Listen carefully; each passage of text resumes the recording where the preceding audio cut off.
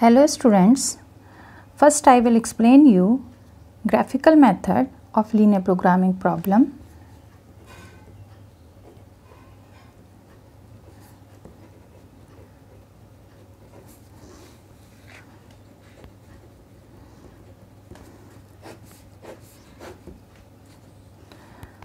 So we will study by considering LPP. Suppose maximize of 6x1 plus 5x2 and subjective constraints are x1 plus x2 is less than equal to 5, 3x1 plus 2x2 is less than equal to 12 and x1 x2 is greater than equal to 0. As you know that these are non-negative constraints. These are called, this is our objective function. These are called constraints and these are non-negative constraints.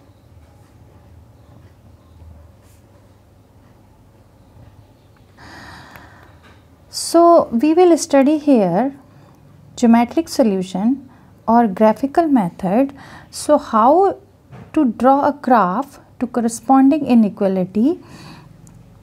Now let's try to represent constraint of a graph, that is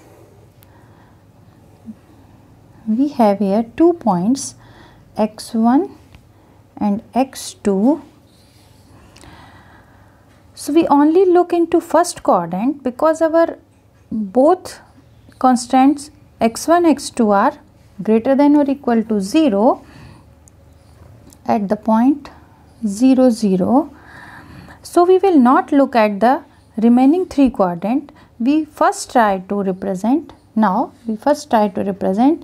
our first equation x1 plus x2 is less than or equal to 5 in form of our graph. So we first draw x1 plus x2 is equal to 5. So 1 2 3 4 5, 1 2 3 4 5. Let this point is 5 0 and this is 0 5.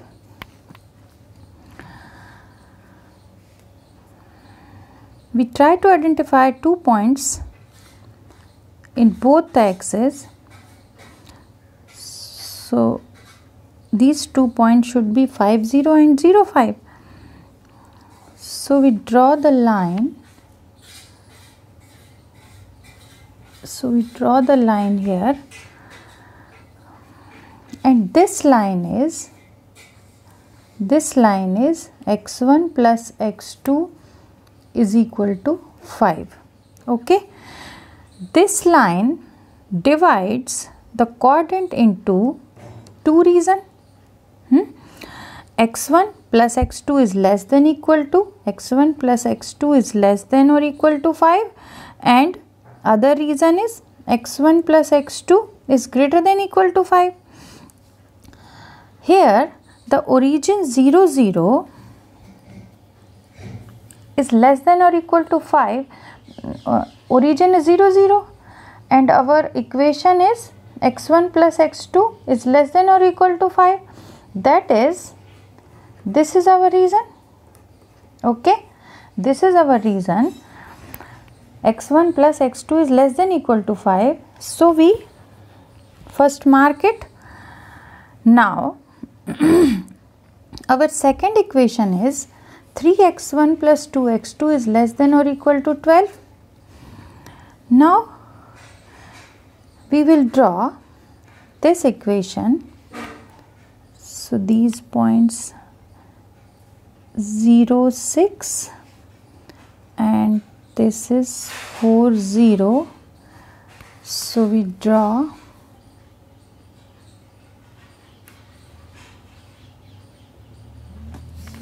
the second line. I will explain you another example by finding of these points. So equation 2 is 3x1 plus 2x2 is equal to 12. So this is also less than equal to, so this is our reason, but our common reason means every point of this reason satisfies both of these constants. Every points of this reason satisfies both of these points. So this is our common reason. Okay, or we can say corner points. Okay, and this reason is outside of the reason, and this reason is for greater than or equal to x1 plus x2 is greater than equal to 5, or 3x1 plus 2x2 is greater than equal to 12. So I will explain you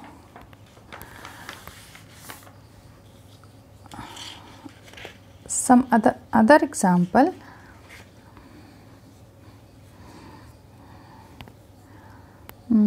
Suppose your question is maximize z is equal to 3x1 plus 4x2, x1 plus 2x2 is less than equal to 4, 3x1 plus 2x2 is less than equal to 6, and x1 x2 is greater than equal to 0. These are our non-negative constants, these are constants, and this is our objective function of this question. So this is our equation 1, this is 2. Now for equation 1, if we put here x1 is equal to 0, then what is x2?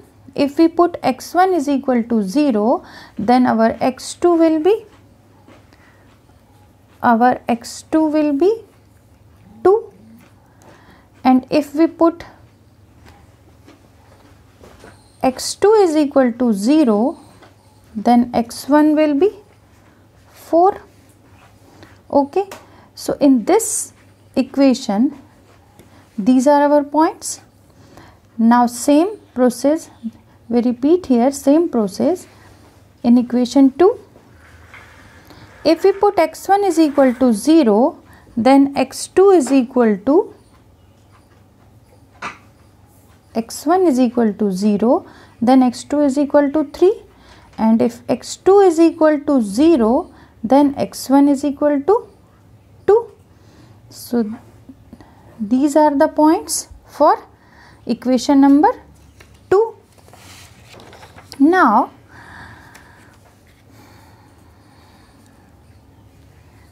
we will draw a graph here. This is our x1, this is our x2, this is origin 0 0, 1 2 3 4 5, 1 2 3 4 5. Okay, so we will draw our equation first, that is x1 plus 2x2 is less than equal to 4. So our points are 0 4 4 0 4 0, so 4 0 and 0 2 0 2. So this is our equation number 1, x1 plus 2x2 is equal to 4. Now second points are 0 3 and 0 2, 2 0 and 0 3. So this is 2 0 and this is 0 3. So we will draw this line also. So this is our equation 2, 3x1 plus 2x2 is equal to 6. So feasible reason. What is feasible reason? I will explain you feasible reason, infinite number of solution, unbounded solution, unique solution. So feasible reason, our equations are both constants equations are less than or equal to sign. So optimal solution, feasible reason means inside the origin. Feasible region यहाँ पर होगा, means origin के side में होगा, और वो सभी points जो फिजिबल रीजन को टच कर रहे हैं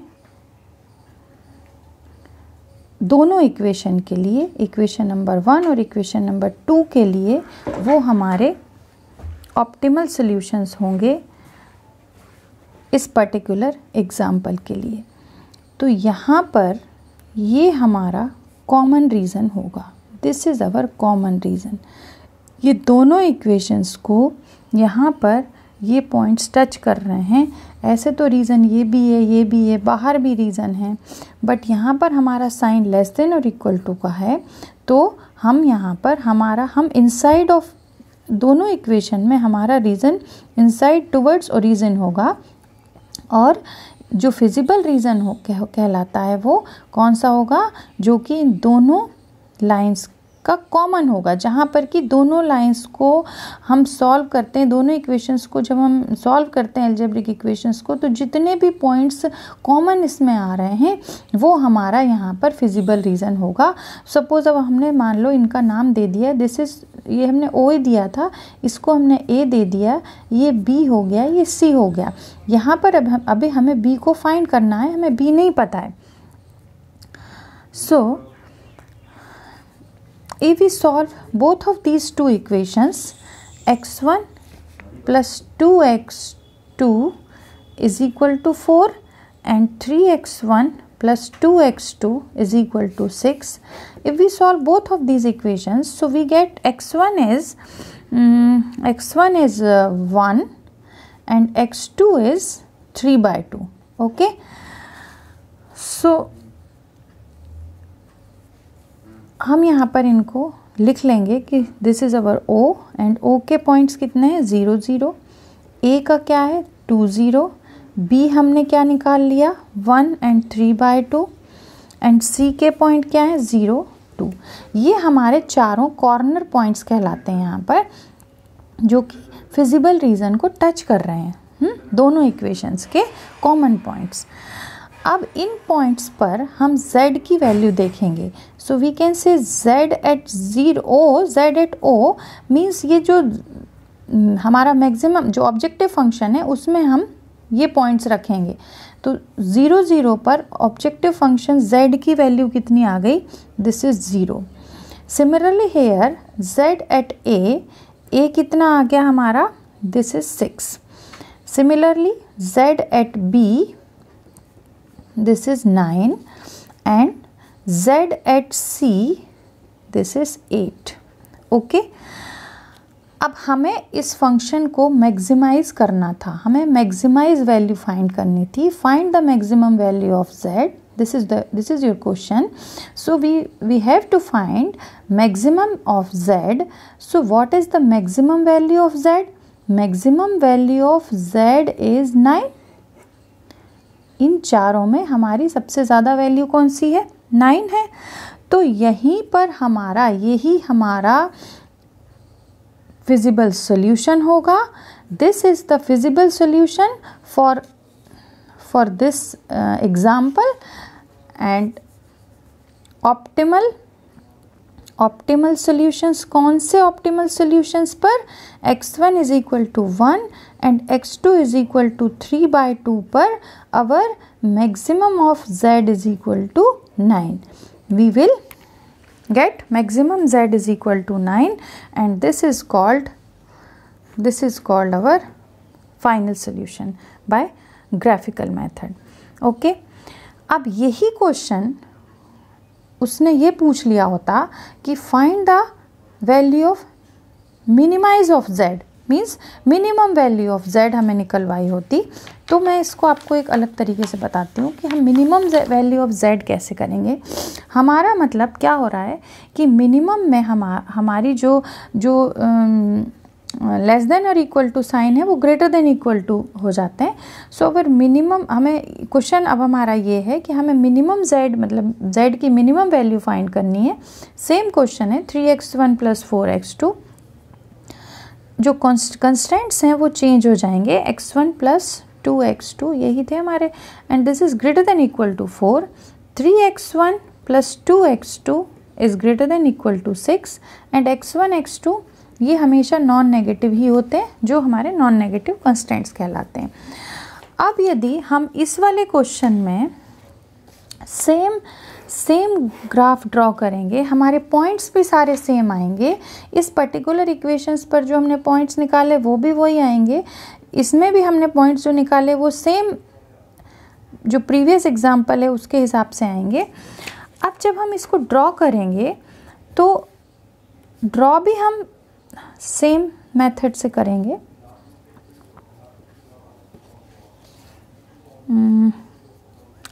this is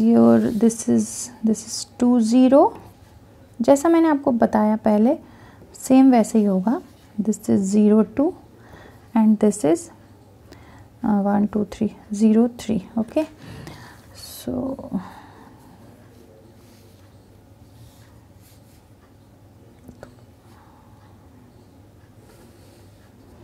this is our equation 1, this is equation 2, and now here sign of constants is greater than equal to, first constant का साइन भी ग्रेटर देन इक्वल टू है, second constant का sign भी greater than equal to है। That means कि जो अब हमारा रीजन होगा वो आउटवर्ड्स द ओरिजिन होगा। This is our origin. तो ये हमारा जो रीजन होगा वो आउटवर्ड्स द ओरिजिन होगा, and we get solution of outside of the region, and it will in first quadrant में ही होगा, लेकिन ये आउटसाइड ऑफ द रीजन होगा।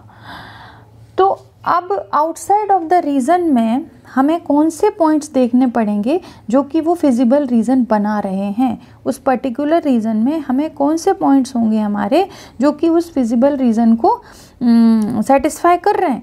सो एक पॉइंट तो हमारा ये हो गया, इसका हमने नाम दे दिया A, एक हमारा ये मिडिल पॉइंट था B, एक हमारा ये पॉइंट हो गया C। ये हमारे सारे आउटसाइड ऑफ रीजन में यही पॉइंट आ रहे हैं। तो अब हम Z निकालेंगे। A पर ये हमारा 12 आया, Z एट B पर हमारा 9 ही आया था, एंड Z एट C पर हमारा 12 आया। So here minimum value of Z is 9, minimum value of Z is 9, and optimum value of Z is, that is x1 is 1 and x2 is 3/2, and minimum Z is 9. It is clear?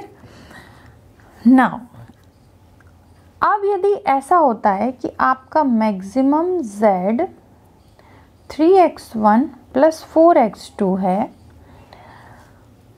और subjective constants x1 + 2x2 is greater than equal to 4 है, 3x1 + 2x2 is greater than equal to 6 है, x1 x2 is greater than equal to 0 है,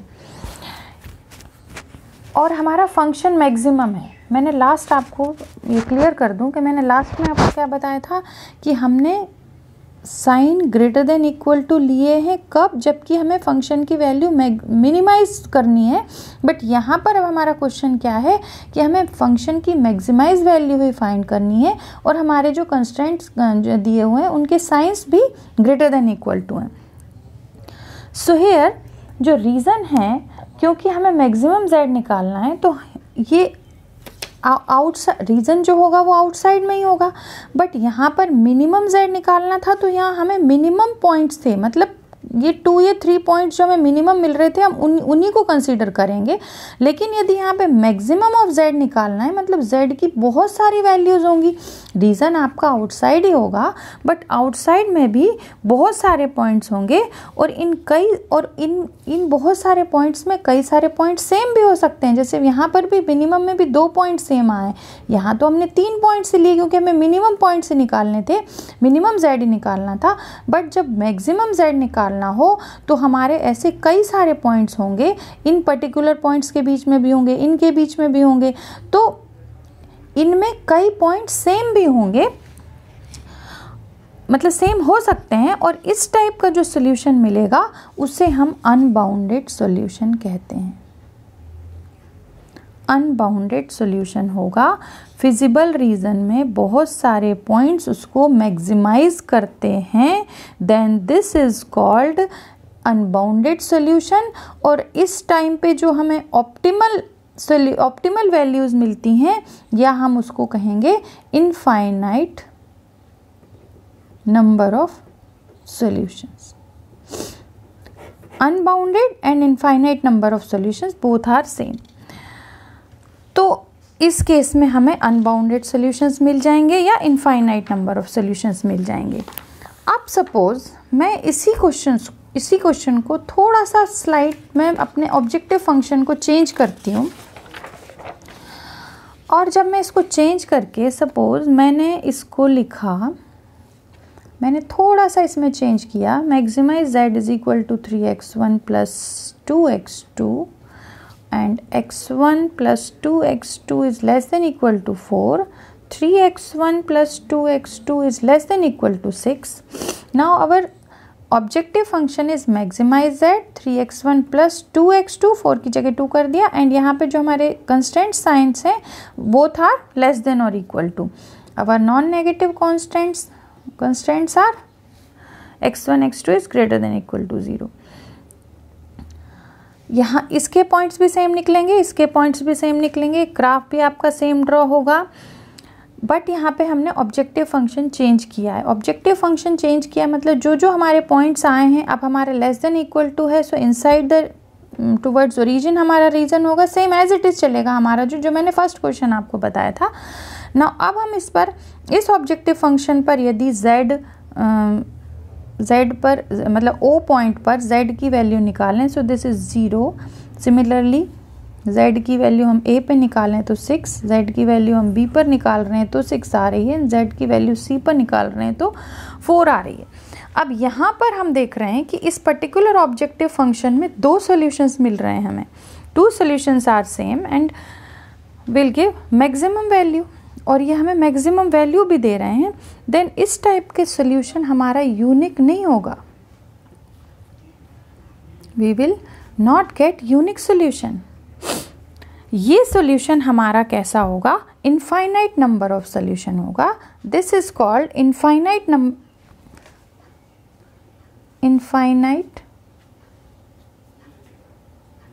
number of solutions. Okay, means दोनों, अब आप कहोगे ये तो 2 ही पॉइंट्स हैं तो इनफाइनाइट नंबर ऑफ, आप इसको कैसे कह रहे हो कि 2 पॉइंट्स को इनफाइनाइट नंबर कैसे कह रहे हो। जब हमने यहाँ पर इसको जब ड्रॉ किया था तो ये हमारा जो ये फर्स्ट क्वेश्चन था, ये हमारा ये पॉइंट मिल रहे थे, दिस ये पर्टिकुलर रीजन में जितने भी ये पॉइंट थे, यहाँ से लेके यहाँ तक, यहाँ से लेके यहाँ तक, यहाँ से इनके बीच में भी अब हमें जो पॉइंट मिल रहा है यहाँ पे वो कौन सा मिल रहा है, ए और बी पर मिल रहा है। That means this is our A and this is our B. यहाँ हमें इन दो के बीच में भी कई सारे पॉइंट्स ऐसे होंगे जो कि सेम वैल्यू दे रहे होंगे। इन 2 पॉइंट्स के बीच में भी कई सारे पॉइंट्स सेम वैल्यू दे रहे हैं, इसलिए हम इसको इनफाइनाइट नंबर ऑफ सॉल्यूशंस बोलेंगे। कि अकेले ये 2 पॉइंट नहीं है, इनके बीच में भी तो बहुत सारे पॉइंट्स हैं हमारे ग्राफ पर जो हमें सेम वैल्यू दे रहे हैं। देन हम इसको, और ये सभी 6 जो हमारा जैसे आया 6 आया तो हमको 6 ही देंगे। देन हमारा जो z की मैक्सिमम वैल्यू इतने सारे पॉइंट्स पर आ रही है, सेम वैल्यू आ रही है, तब हम इसको क्या बोल रहे हैं कि this is called infinite number of solutions. Okay, is it clear? Now if our question is maximum of z is equal to 6x1 minus 4x2, subjective constants 2x1 plus 4x2 is less than equal to 4 and 4x1 plus 8x2 is greater than equal to 16. First constant is less than equal to, second constant is greater than equal to, x1 x2 is greater than equal to 0. These are called non-negative constant. Now अब हमने यहाँ पर इसके point निकाल लिए, तो ये 2 0 0 1 आ रहे हैं, इसके पॉइंट हमारे 4 0 0 2 आ रहे हैं। Okay, when x is equal to 0, x1 is equal to 0, x2 is what? When x1 is equal to x2 is equal to 0, x1 is what? Similarly, same process, we repeat same process here. Now अब यदि हम इसका graph draw करते हैं, this is 0, this is x1, this is x2. So 1 2 3 4 1 2 3 4. So first is 2 0 0 1, 2 0 0 1, 2 0 0 1. First equation is this. So we will draw here line 1. This is our equation 1. x1 plus 2x1 plus 4x2 is equal to 4. And now second is 4 0 4 0 and 0 2 0 2. So this is equation 2. 4x1 plus 8x2 is greater than equal to 16. Now अब यदि हम इस वाले की reason की बात करें first equation की, तो इसका तो हमारा less than equal to sign है, तो टुवर्ड्स द ओरिजिन ये वाला रीज़न हो जाएगा। और यदि हम इसकी बात करें तो ये हमारा greater than equal to sign है, तो इसका तो आउटवर्ड ऑफ द रीज़न, हमारा जो रीज़न होगा वो outward of the this line होगा। तो इस टाइम पर हमें कोई कॉमन रीज़न नहीं मिल रहा है, कोई कॉमन पॉइंट्स नहीं मिल रहे हैं, तो हम इसको that means we can say कि we will not get here common feasible region, then we get here no solution. Okay, ये हमारी जो इक्वेशन है वो वैलिड ही नहीं कहलाएगी, और यहाँ पर मतलब इक्वेशंस जो होंगी कि हमें वो कॉमन फिजिबल रीज़न नहीं दे रही हैं, हमें एक वैलिड सोल्यूशन नहीं मिल पा रहा है, देन हम यहाँ पर इसको कहेंगे कि we will get here no solution. Okay, या we don't get here any solution. So this is your graphical method, or we can say linear programming method, solve linear programming method by graphically और geometrically।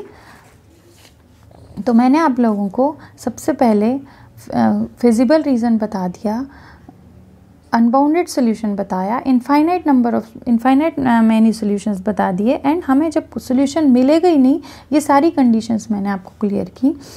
यदि इसके बाद भी आपको कोई doubt है then आप मेरे कमेंट बॉक्स में लिख सकते हैं।